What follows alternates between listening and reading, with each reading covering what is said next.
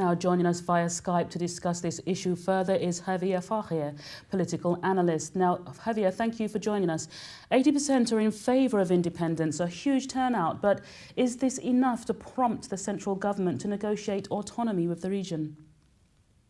No, I think that's the answer. The government in Madrid has already dismissed this referendum as a futile exercise, which in legal terms it is, because it doesn't mean anything in terms of independence.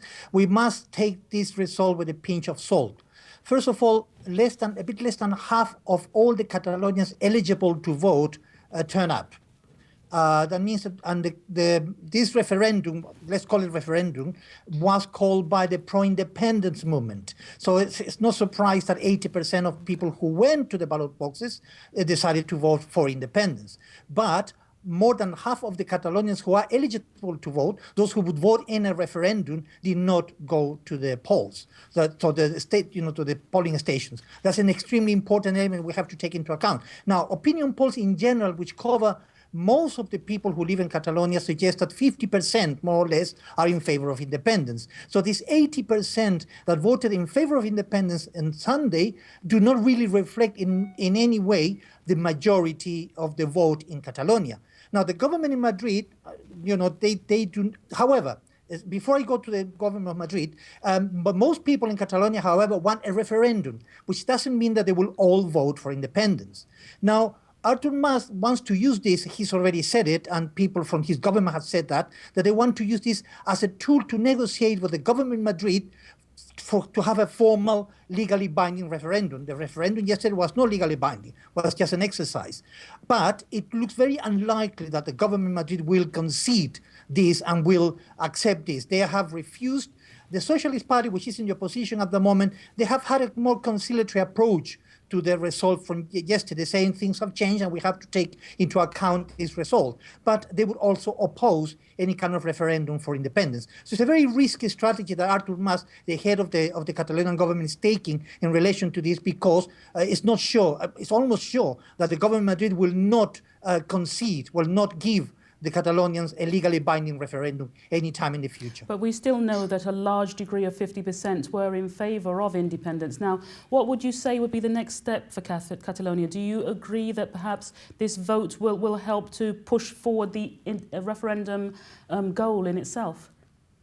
It's very difficult to say. I don't think it's going to happen. The current government in Madrid, which is going to be there for a few more years, will not accept the referendum, no matter what happens. They already dismissed it, saying this is a futile exercise, it's totally pointless, and therefore there's no reason for them to take it seriously. The other problem that Artur Mas has, we mustn't forget this, is that he has an internal problem in Catalonia itself. Esquerra Republicana, which is the left-wing party in Catalonia, they do not want to negotiate with the government.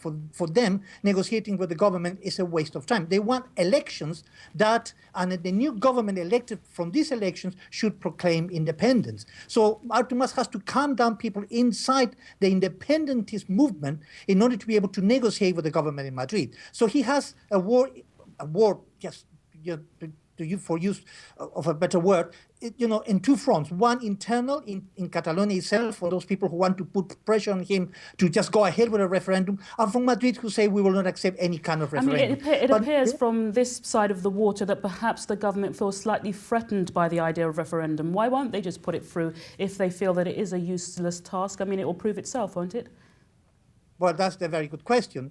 Even though the referendum yesterday, 80% voted in favor, but less than half of the people turn up, the government in Madrid would underestimate this vote at its peril.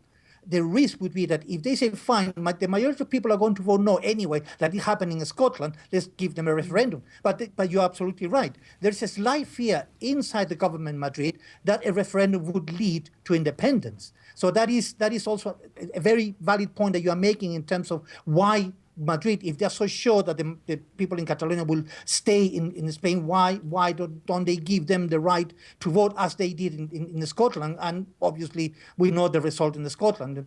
The majority of people voted against splitting from the United Kingdom. So yes, there is a small fear that maybe the strategy they're following would backfire. Therefore, they are denying the Catalonians the right, if you like, to call for a legally binding referendum in Catalonia. Mas himself has made it clear that he will not back down. Now, we know that the Spanish elections are in December next year. That gives him a very long run to actually fuel his referendum party in a way, doesn't it?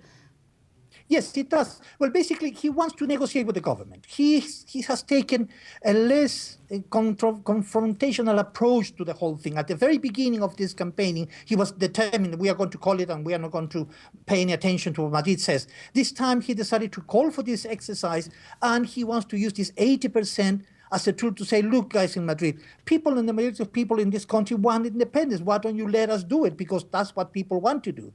So he's going to have a very sort of, clever strategy, but also he's looking for international support, which is something that Frances Holmes, who is the spokesperson of the government, has said they want to do that. But there is no stomach in the European Union to accept. I'm afraid I'm going to have to interrupt you there. I'm very sorry. That's all we have time for. Javier Faje, political analyst, thank you very much for joining us today.